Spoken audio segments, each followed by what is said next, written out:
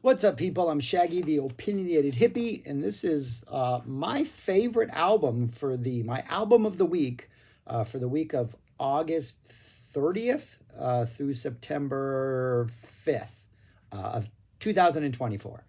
And it is Nick Cave's latest release, Nick Cave and the Bad Seeds, Wild God. Um, uh, yeah, pretty awesome album.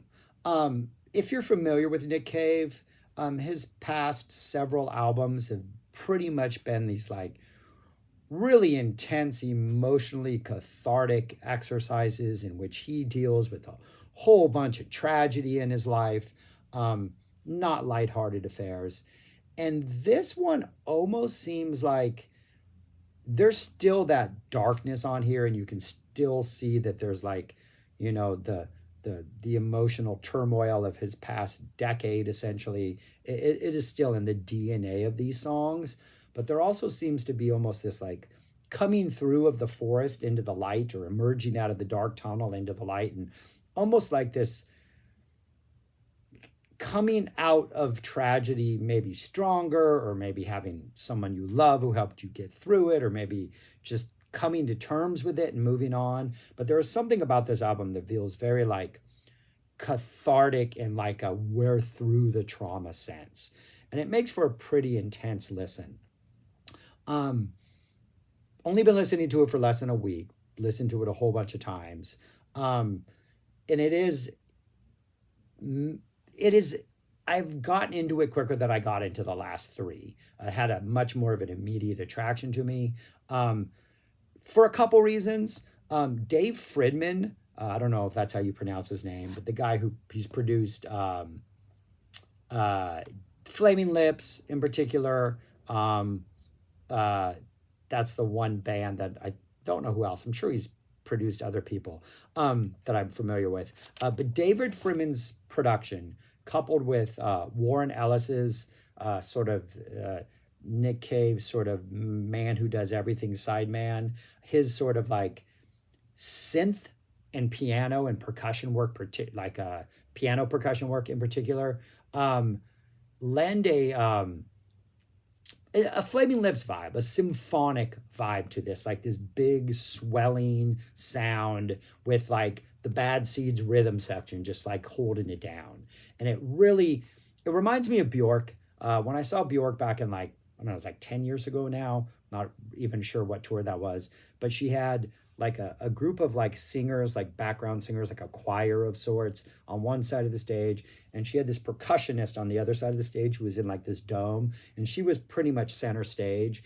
And it really felt like, her voice was here and everybody was just forming this bubble around her for which to perform. Like the music was its own like amphitheater that she was performing in. And that's what I feel like with this. There's like these huge, at times symphonic swells, at times really simple piano, probably Nick Cave playing the piano, and then just this rhythm section holding it down, and it's all there just to service these lyrics and these vocals and this like performance that Nick Cave is bringing, which is intense as all Nick Cave performances are, but at times joyful, at times fun, some nice lyrics, some upsetting lyrics, some sad lyrics, but a really, really good listen from start to finish.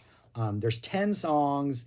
The first song, Song of the Lake, has these big orchestral swells from the beginning. Just this really big Flaming Lips from like Soft Bulletin for those next couple albums. That big, just big sound with Nick Cave just right there in the middle doing that Nick Cave thing.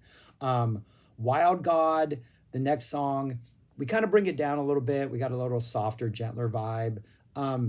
But it's weird because he mentions how God is like pillaging and doing other not good things. But at the same time, there's this like, but maybe it's a good God. It's this weird, like, maybe coming to terms with like, when you go through tragedy in which you lose your children, you question everything. And this is one of those, seems like he's like questioning it, but at the same time, hey, maybe I can't even understand it. It's just a wild God. I think that's pretty much the theme of this album is, yeah, bad stuff's going to happen, and you just got to get through it. It's not denying the pain or rejecting the pain, but just like Once you get through it, you got to come out the other side and continue to live life type method. Maybe that's not it. Only heard it a couple of times. I might go deeper into this, but it seems pretty intense listen. Frogs, probably one of the better songs on here. Kind of a nice sort of eerie keyboard motif throughout that's kind of like a prog symphonic type thing. One of the last lyrics on here, one of my favorite lines, very random. Chris Christopherson walks by kicking a can in a shirt he hasn't washed for years. I don't know, love that line, love that image. But it's interesting, through a lot of these, there's the words joy, images about washing away the pain, images about just like being washed clean, or maybe, I don't think the word baptized is ever used in here, but baptized anew as you go forward out of this trauma. Frogs also has a line about taking that gun out of your hand, making it through, and like, okay, the pain's going to go away. So now whatever you're thinking before, don't think it anymore. Kind of a redemption of like just learning to deal with things. Really intense stuff. And then the next song, Joy, which has this really like basic piano driven intro, and it doesn't feel very joyful at first. Feels very somber and ballad-esque. Even has a line like, woke up with the blues, someone in your family is dead. Like, I mean, it's some dark stuff. Have mercy on me is one of the lines. It's this very much begging for relief, from this pain, but there's like this angelic choir energy that's going on that every once in a while just will like seep in, and you're not really sure what this represents. Is this the light at the end of the dark tunnel? Is this like, what you're confronting is death and the afterlife, and whether or not there is an afterlife for those people you've lost? A lot of really deep thoughts this album inspires. Final Rescue Attempt, really nice, kind of this up and down piano scale that has this like swaying vibe, musically kind of slightly hypnotic and trippy. This is like Final Rescue Attempt is like showing appreciation, it seems, for someone who helped you like through these dark times. Conversion, another awesome song, really sparse keys, really solemn type cave type thing, cave like delivery. It's a really sad feeling songs, but there's lines about being touched by the spirit and you're beautiful. And then you get this about 2.5 minutes into it. This is a pretty long song of 5 minutes. There's this really awesome sort of drum band drop. And we get this kind of awesome up-tempo bounce, a little bit of a bigger sound. The background vocals are coming in. Cave is vocally kind of just giving it his all. One of his most intense vocal performances in here. But it's interesting, for a song called Conversion, for like almost literally halfway through, we have a conversion musically from this much more somber piano basic sparseness to this bigger, like, all right, things are moving type thing. Cinnamon Horses, I told my friends life was sweet. Voice, piano, some nice synths, great backing vocals. Long Dark Night, a piano ballad that reminds me a lot of Neil Diamond.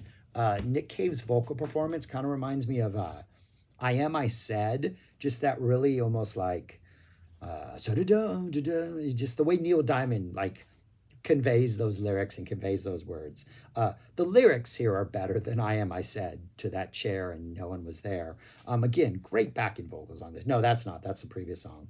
The Long Dark Night is drawing down, I think, is one of the lines. Yeah, Long Dark Night. It's a downer. But anyways, reminds me of Neil Diamond in slightly, like that, just sort of like confessional type delivery that he has in I Am I Said. If you haven't heard that song is interesting. Oh wow, how wonderful she is.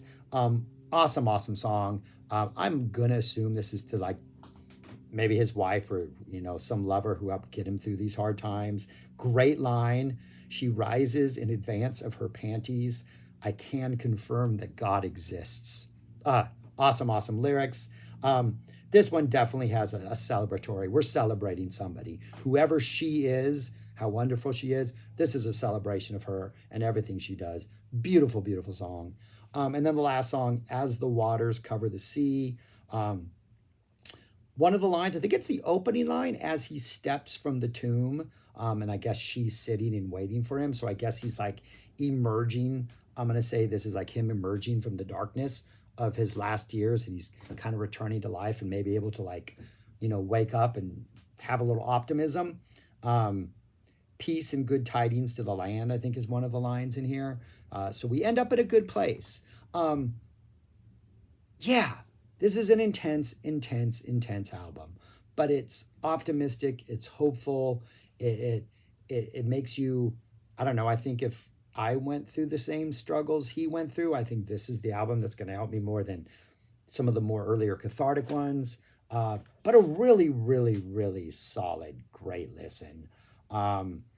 Yeah, I saw Nick Cave last October, November, or was it earlier this year? But he was on his piano tour. It was just him and a guitar player. And that those shows had this weird hopeful vibe. Like you could kind of see him coming out of that. I don't know when he actually recorded this album. Doesn't say when it was recorded. But it seemed like whatever that experience was on there maybe helped him get it to this place where he was able to write these songs and put out this music. But yeah, I really, really enjoyed this album. Can't say I was dreading it, but when it first came out, I was excited. Then I was like, it's been intense, these last 3 albums that he's put out. But this one, I don't know. It's kind of good to like go on this ride and find him coming out of here into like the light at the end. And so, yeah, I highly recommend this. It's a really solid Nick Cave and the Bad Seeds. And I've used solid again. And I mean, it's a great album. It is a great album. It's probably going to stick around and possibly be a top 10 album. I can't see it being replaced.